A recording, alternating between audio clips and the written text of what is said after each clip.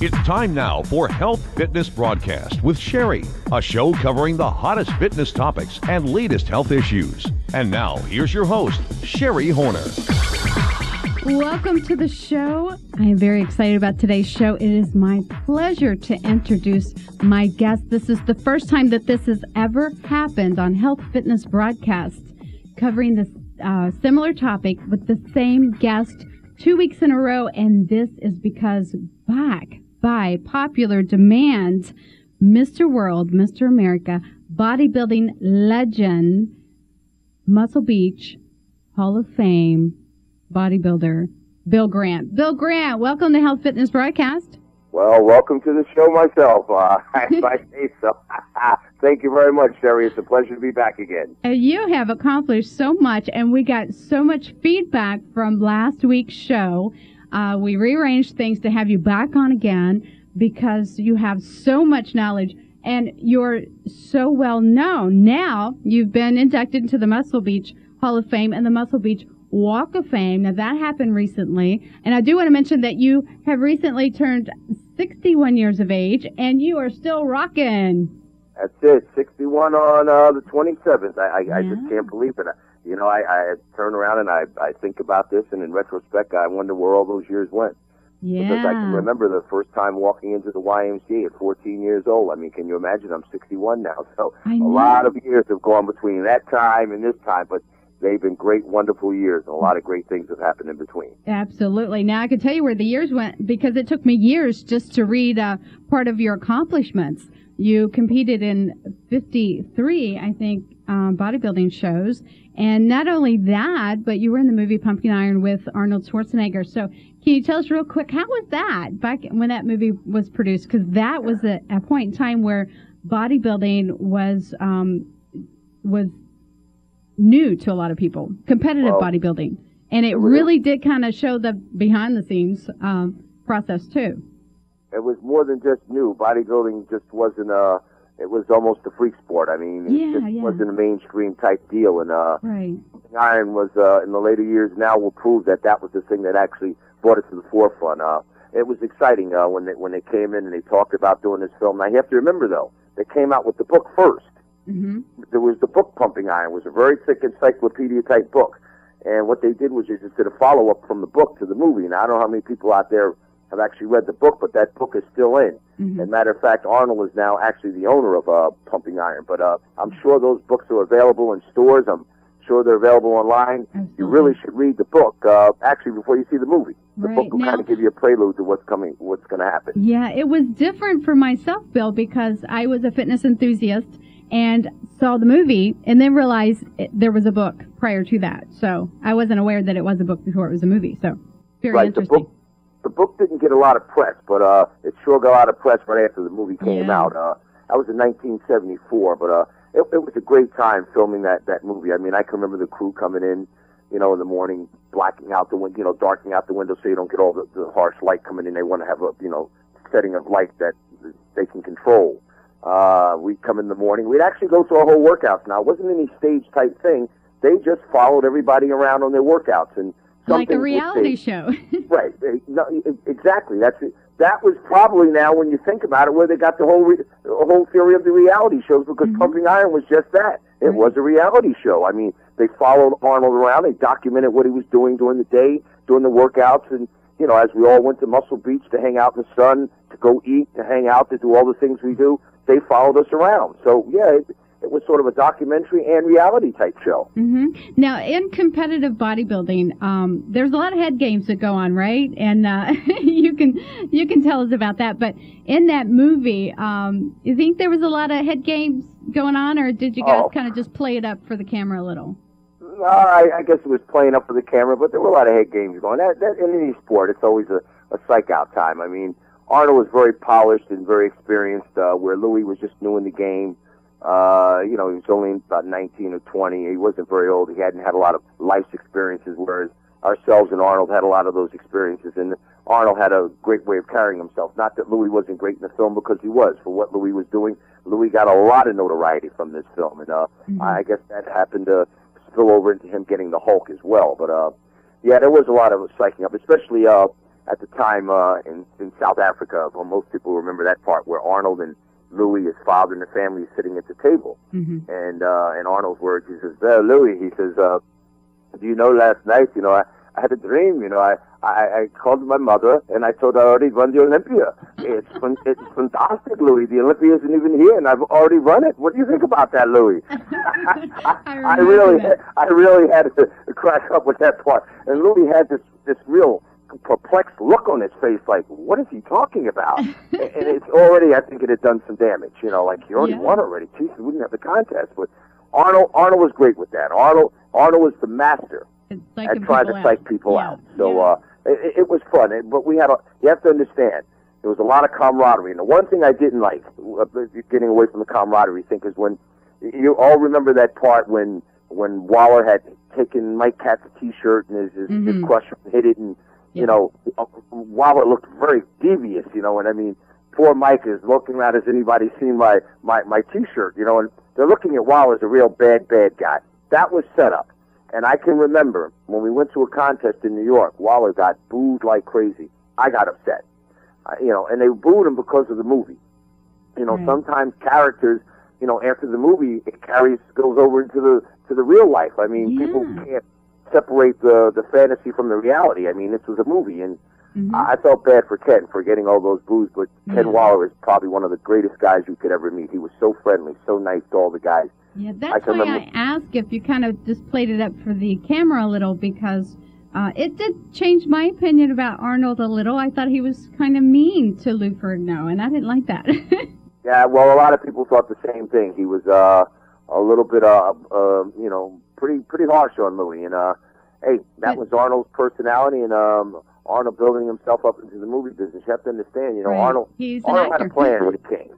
Arnold had a plan. Arnold always wanted to be in the movies before he got here. So that was just part of the plan. He was acting. Yeah, he was acting. And so, wow, you have done so much, but what you did really well a few moments ago was your imitation of Arnold. That was really good. So oh, you like that one, huh? Yeah, and you're still friendly with Arnold, and boy, you do him well.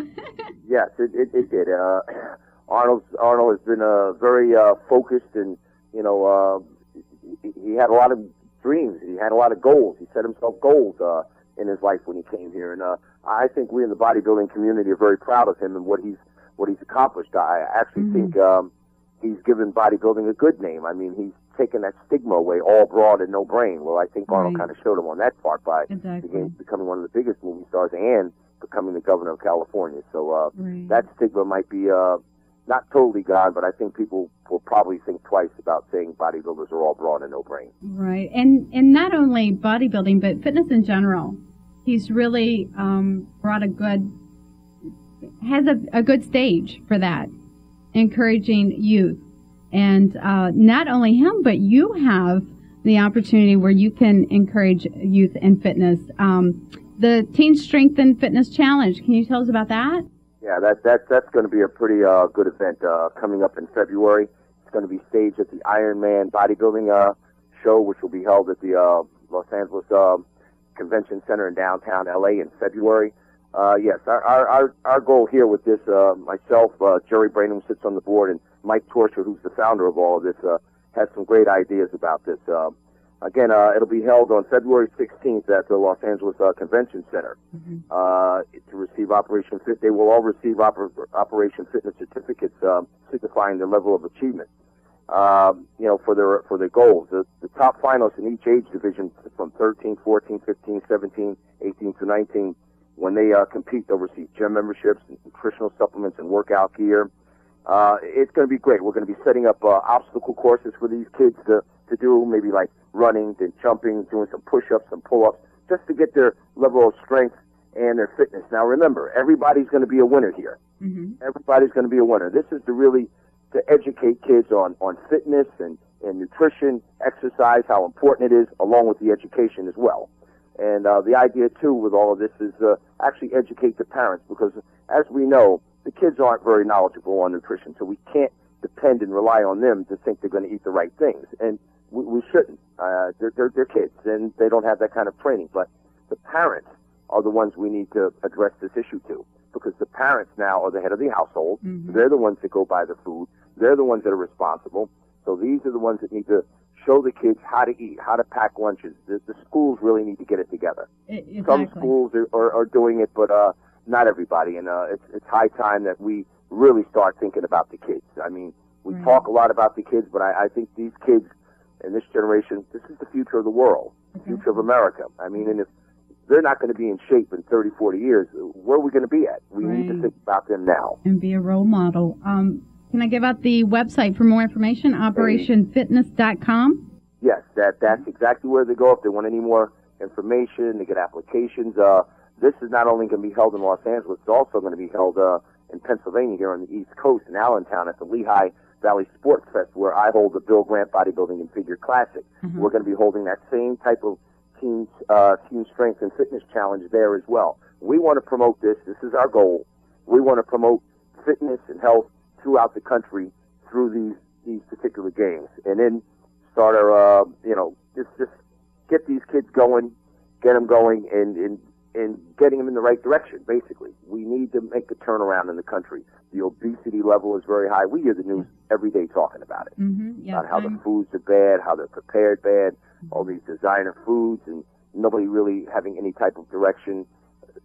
Somebody needs to step up to the plate. Now, I think Mike over the years has been really, really working hard on this, and Jerry and I are very proud to be on his team to work with him with this Operation Fitness and with this Team Strength and Fitness Challenge as well. I'm very excited about this. And you mentioned Jerry Brainum. He'll be joining us later in the show, and he is a world-renowned nutritionist from California, but he's in Las Vegas at the Mr. Olympia, so he's going to give us heads up on what's happening there. Just inducted into the Muscle Beach Walk of Fame. Now, Bill, you were inducted to the Muscle Beach Hall of Fame, and now the Muscle Beach Walk of Fame. So before I give you a chance to explain the difference there and elaborate on each one of those, I want you to know that now you have been inducted into the Health Fitness Broadcast Wall of Fame. And you know how you got that? Well, no, I want to hear this one. This is pretty good. Hey, awards are always nice to have. You have gotten this opportunity, but this is what you have to do to qualify. Okay. You have to give me an autographed photo for the Wall of Fame. Well, hey, that won't be hard. I'll sign one up and it'll be off in the mail on Monday. So, see, you are a legend in bodybuilding, and now that you've been on Health Fitness Broadcast, you have arrived. I have arrived. Well, thank you very, very much. This is where you're supposed to laugh. It's a long time to arrive now, you know. It took 47 years to arrive, but hey, what's the old saying? It's not the time, it's about the journey. You know that saying they have? I probably got it backwards, but that's what it is. Yeah, this is the point where you're supposed to laugh. But really, it would be my honor to have your photo, and this is just for my own collection. No one sees it or anything. It's in my office, and it's just the inspiration because I've had the opportunity to interview so many people like yourself that have accomplished so many things. And just to have the photo of those individuals is an inspiration for me to keep moving in the direction that I'm going in to help promote health and fitness to the world. Well, you know, if I can inspire, like I told you before, you know, if I can inspire and help one person get the job done, then I've done my job. You know, we'd love to help the world, a lot of us, but we know that's not possible. But if you can help 1, 2, 3, or 4 people, they can go on and spread the message. They can go on and spread the message. After years, you've hit thousands and thousands and maybe millions of people. If each person did their job, and I think we all have some type of responsibility in this world today. And our responsibility, what we do, is to teach health and fitness to people, to get people on the right track, to eat right, to exercise, and let them realize how important these factions are for life. Absolutely. Hey, I have some questions for you, Bill Grant. We okay, let's go. We didn't get to those last week, did we? I know we have. We're having such a great time, and we forgot about your listeners.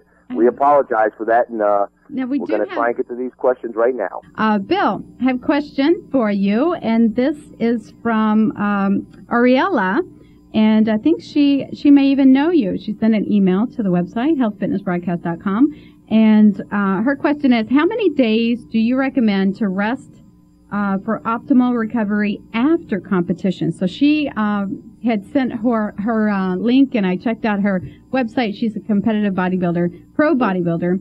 IFBB, and that was her question for Bill Grant. Well, that depends on the individual.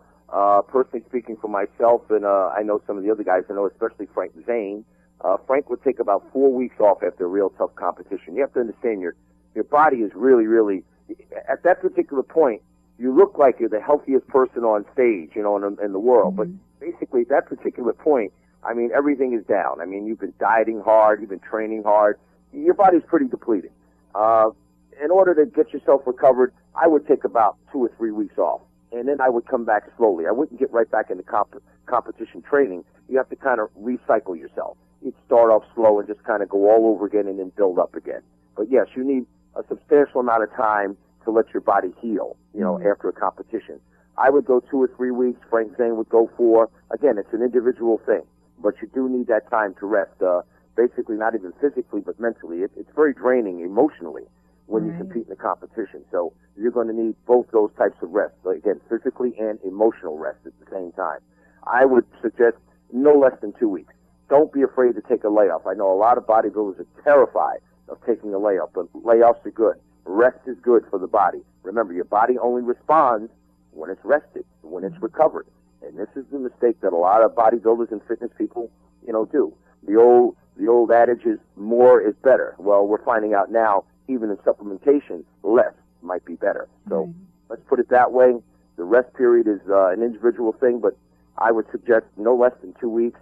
You can take a month if you want. You can take 6 weeks. Your body will respond and it will rebound back. You'll feel better for that. Mm-hmm. Absolutely. That's good. Now, the nutrition. We do have a couple questions, but I want to ask you one. You just talked about balance with supplements. BillGrant.net for Bill Grant Nutrition.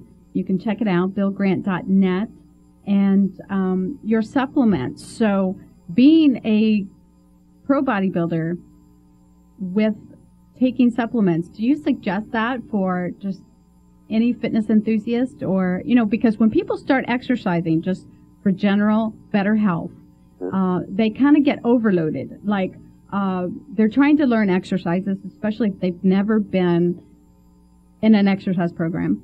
They're trying to learn how to eat better, and then they're wondering, well, what supplements should I be taking?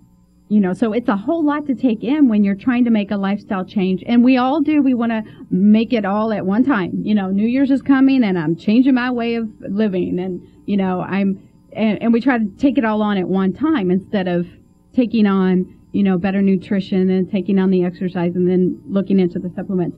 So then I hear this a lot from individuals. We get overloaded with information and it's way too much to understand and digest. So what would you suggest, Bill Grant, for individuals wanting to find out more about supplements? Yeah, it's like everything else. A lot of overkill and just too much information out there, and it could be very, very confusing for any beginner or novice working out. Basically, you need to pick up nutrition books. You need to go to the internet and start looking for information about nutrition for exercising and exercising and things of that nature. But yes, Jerry Brainum has been very, very good at this. He's actually helped me a lot with the nutrition part of it, but you really need to take the basic things. This is what I would suggest. Of course, you need a basic vitamin and mineral tablet. You would need protein, creatine, glutamine. These are the things that are basic to just trying to recover. Mm-hmm. Of course, we have tons and tons of products out there, but do you really need that many at one time? Mm-hmm. If you start off with the basics, you're never really going to go wrong. Then you can add on. Then you can start doing some research and study. And you need to research products that you're going to take.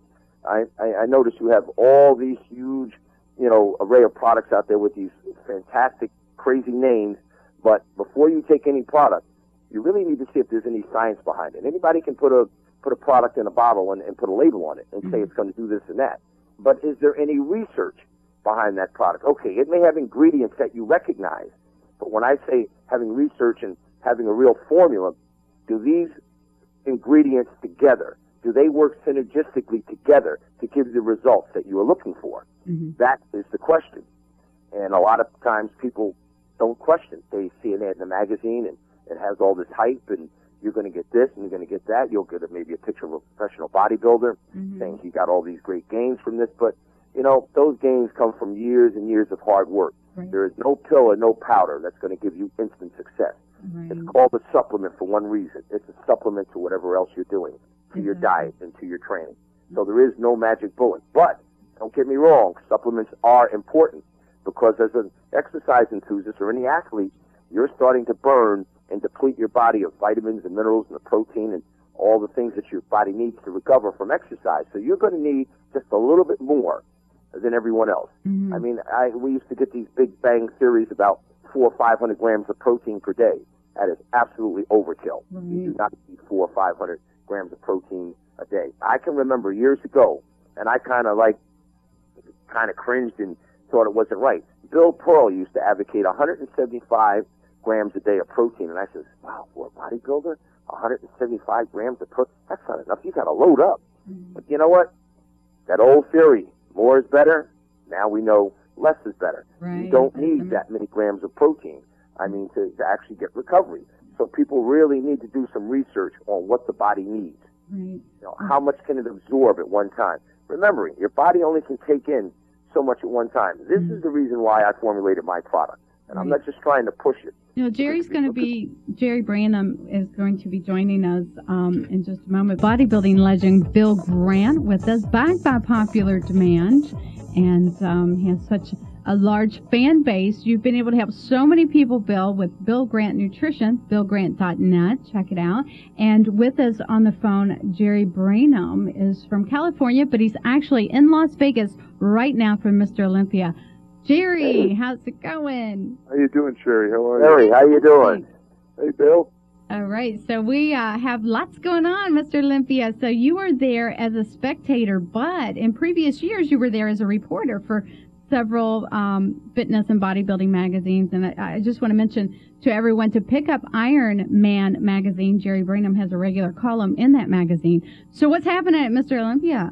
Well, I'm here, as you said, I'm here as a spectator, which is unusual. I covered this contest for many years, as you said, for various national bodybuilding magazines. It's interesting because it's much more relaxed mode, because usually I was running around interviewing everybody. I used to go from hotel to hotel room between the prejudging and the evening show, and I would do constant interviews. I'd go backstage interviews. I actually didn't watch the show.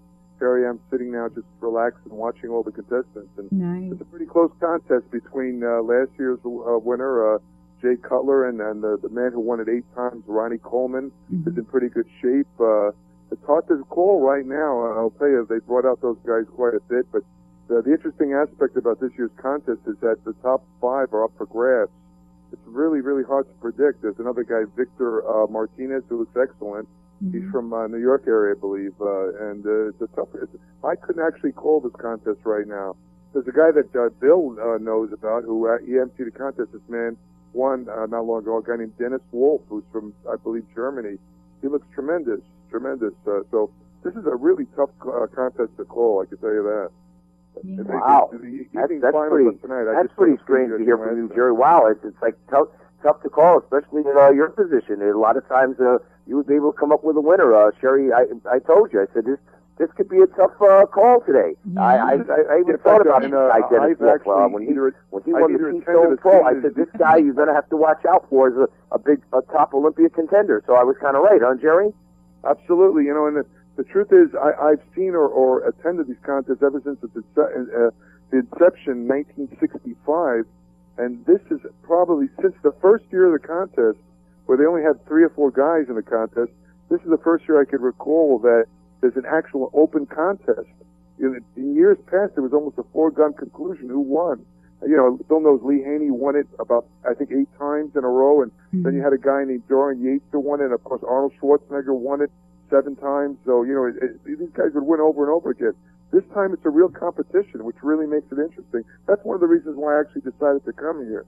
Yeah. Hey, guys, I want to let you know that I'm a judge wannabe, and I can pick them pretty good myself, Jerry. I bet you could. Yeah. Now, I was always a fan of Lee Haney, and this year my pick, you know, not to just go with the favorite in last year's winner, but Jay's got my vote. My vote. Jay's got it. What do you think, Bill? Well, you know, months ago, people were telling me about this show. Now, I like Jay Cutler. I've seen him. Jay Cutler still can be beat. I think Ronnie Coleman still is probably one of the greatest bodybuilders around. But I mean, I spoke to Jerry and I spoke to a lot of people. I hate to say this. I think Ronnie has kind of overstayed his welcome.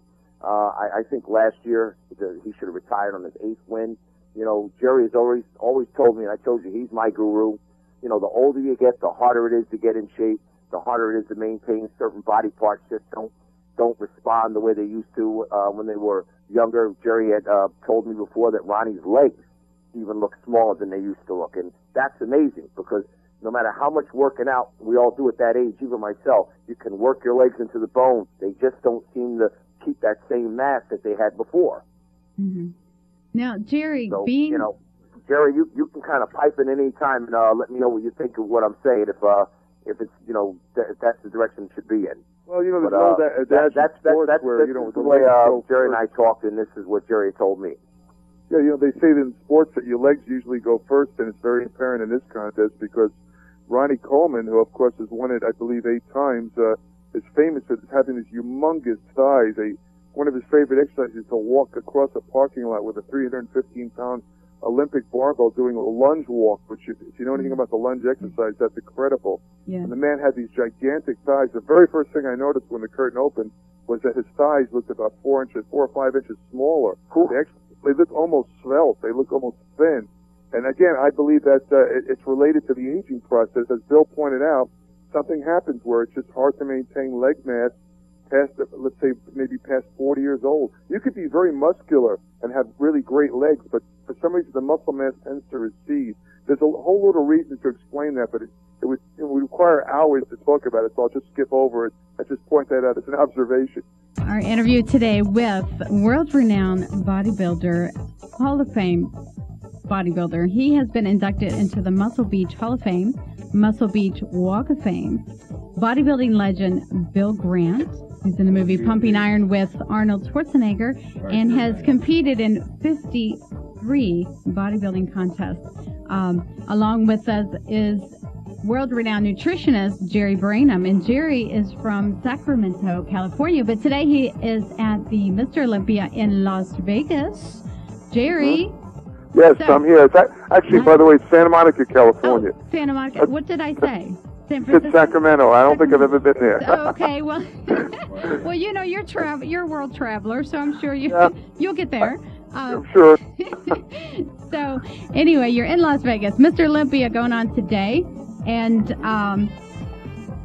so, being a competitive bodybuilder from years past and seeing the industry now, so because you used to compete alongside with Bill Grant and Arnold and all those guys, but you've been able as a nutritionist to help so many bodybuilders with their nutrition program. And we're going to be talking about Bill Grant's nutrition program, but I want to ask you quickly about the industry. How it has changed between now, like before being a reporter for national bodybuilding magazines and reporting at Mr. Olympia, doing the interviews with all the competitors and working. And today you mentioned you have the privilege of being a spectator and being nice and relaxed and enjoying the show. And you went to the prejudging. Is there a big difference between back then and back now? Back then and right now.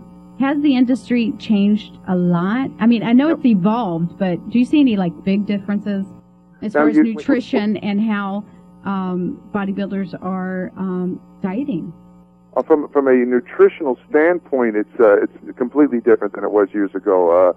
Back in the era when Bill and I got started, which would be the 60s, you had very limited choice in supplements. For example, I remember using something called, Bill went through this also, I used a desiccated liver powder, which was basically dried liver. I'd mix it with brewer's yeast, and I'd throw in this stuff that was called protein from the sea.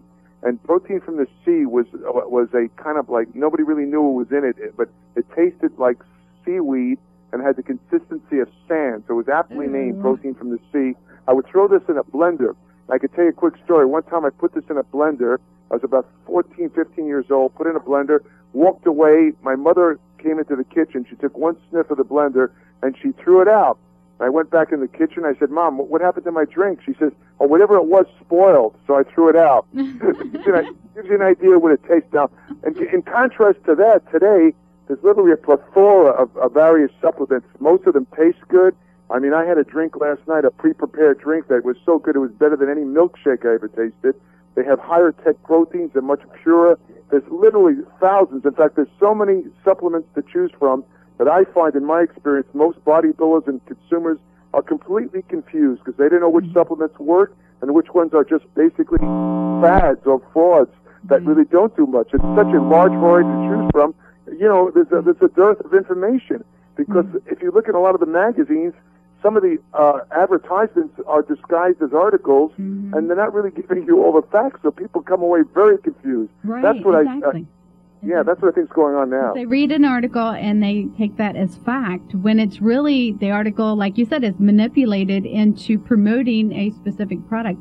But let's talk about Bill Grant's nutrition. So he said that you were the only person in the world that he would even consider asking to formulate his product because of your knowledge. Now, you're a world-renowned nutritionist, so and you've known him for years, and he trusts you. What about nutrition for the general public? Now, I want to encourage our listeners to go to Bill's website, billgrant.net. And remember, Bill is a world-renowned bodybuilding legend, and Jerry Brainum is a world-renowned nutritionist who has formulated Bill Grant nutrition products. So, for the general public that we need nutrition, we don't know what we should do, what kind of advice can you give us? Basically, I would say to look to your diet. In other words, examine the type of diet you eat and kind of figure out what's missing. To give you a quick example, you hear about these food pyramids and so-called balanced diets. In my experience, most people don't follow balanced diets. People have total misconceptions. For example, if you say to the average person, how many fruits and vegetables do you eat? Do you eat enough fruits and vegetables? They'll say yes. The next question is, do you eat at least five servings a day?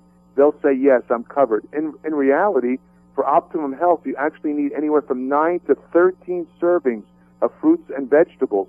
Now, one piece of fruit constitutes a serving, and a quart of a cup of berries, for example, is a serving. It's not as hard as it sounds, but most people don't eat a completely balanced diet. In such instances, it's very important for them to get those nutrients, because if you don't, sooner or later it's going to catch up with you, and it's going to lead to possible diseases such as cardiovascular disease in some cases.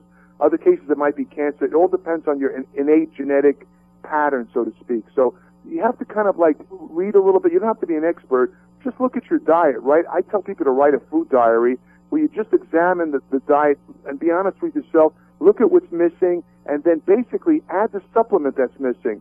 For example, if you don't like a lot of women don't like to eat a lot of protein foods. They might want to, if they're exercising, a light, low-calorie protein drink would be ideal for them. I mean, it would be ideal for them.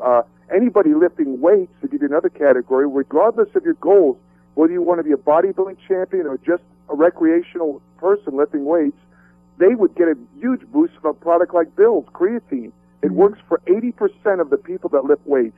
The other 20%, in case you're wondering, are people that are habitual large eaters of red meat. Red meat happens to be the richest natural source of creatine. Because of the constant red meat intake, these people actually have loaded their bodies with creatine.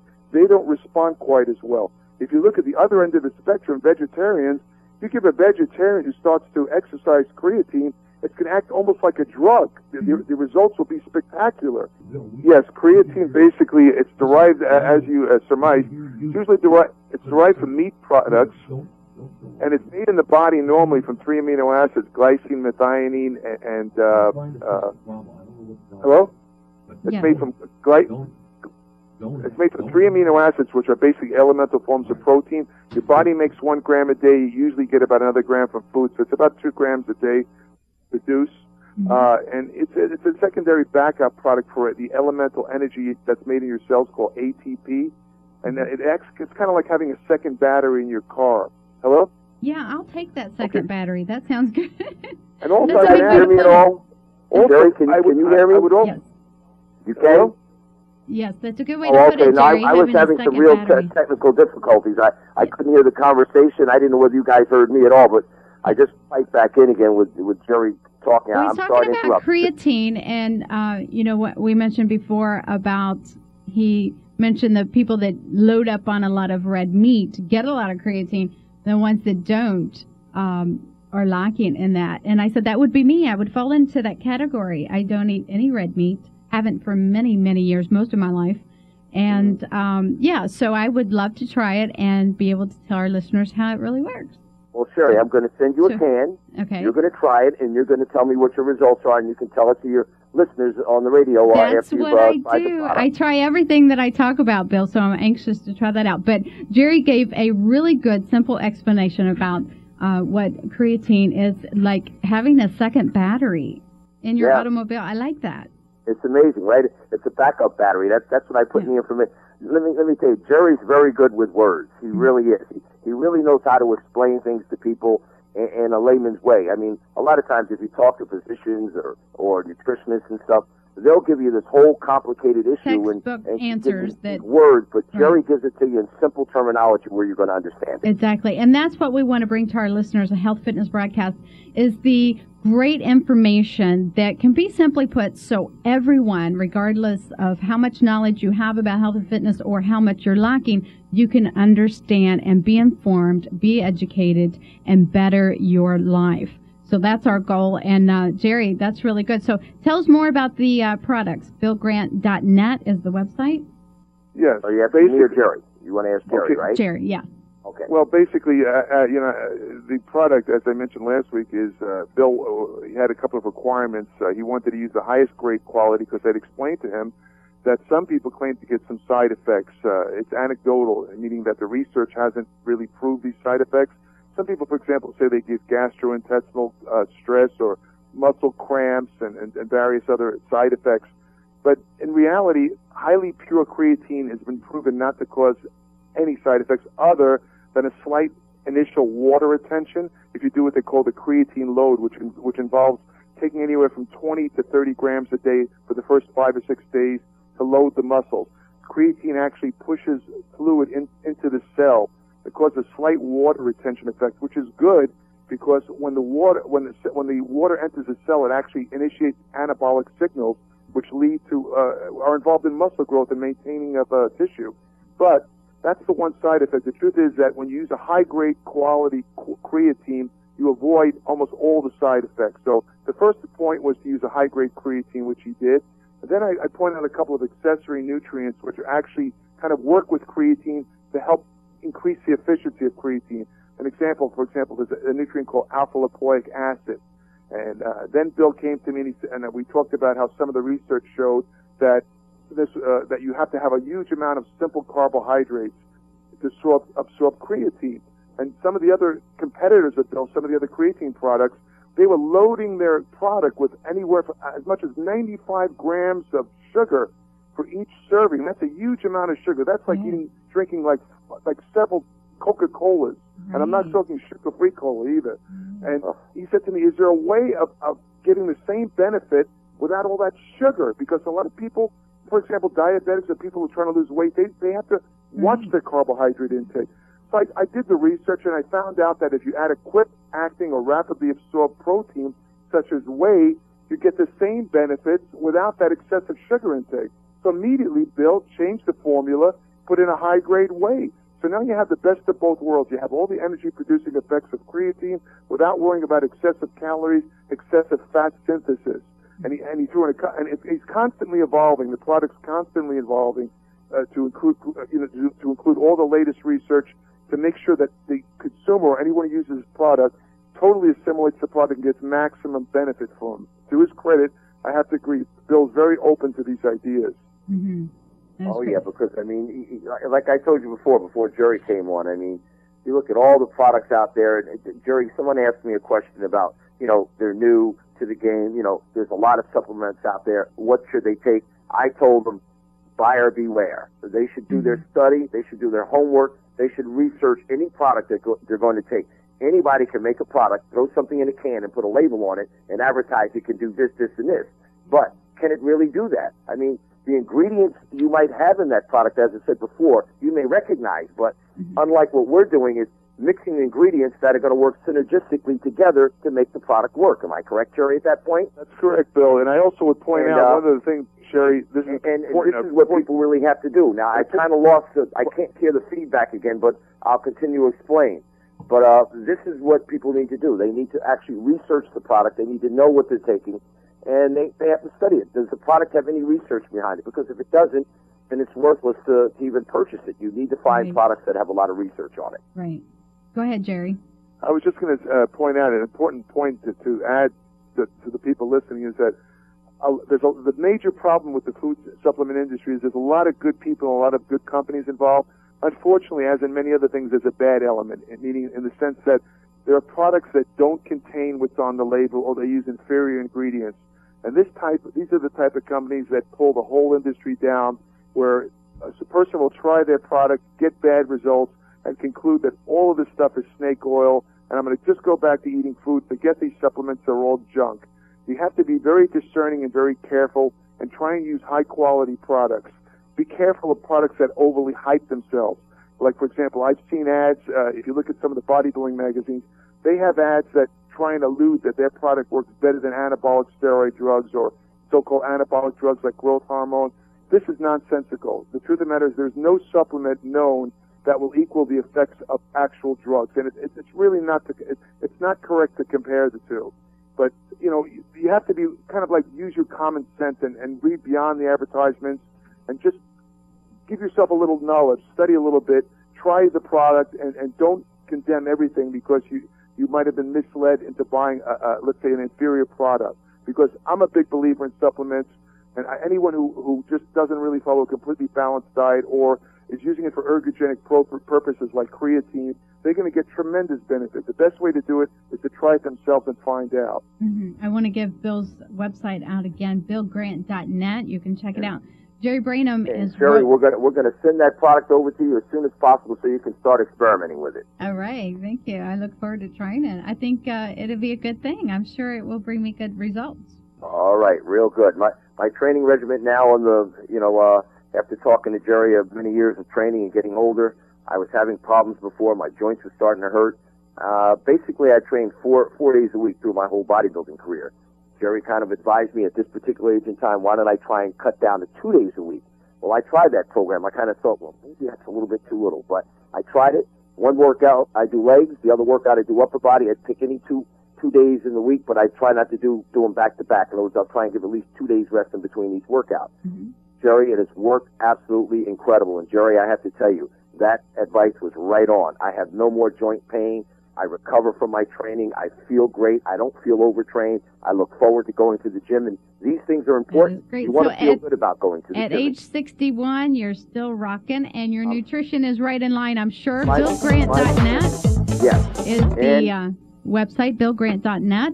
I do want to say a quick goodbye. We need to close the show. Jerry Brainum from Las Vegas. I look forward to many more shows with you. You've written over 5,000 articles, and I know you're chock full of knowledge, and I can't wait to share that with our listeners. Bill Grant, legend in bodybuilding. Thank you so much. It's a pleasure, guys, and I look forward to hanging out with you guys in the future. Well, Sherry, it's a pleasure being on the show. You'll be having that product in the mail, and it's great to have Jerry on the show, too, out there in Las Vegas. We'll talk a little bit more about that. Thank you. What's going on with that show later on, though. Okay, sounds great, guys. Thanks so much for joining us on Health Fitness Broadcast. Check us out online, healthfitnessbroadcast.com. It's time to say goodbye.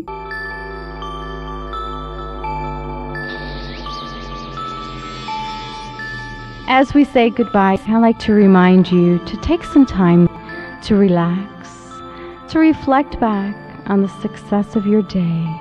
Enjoy that good, positive feeling of knowing you're doing everything you can to take care of your health.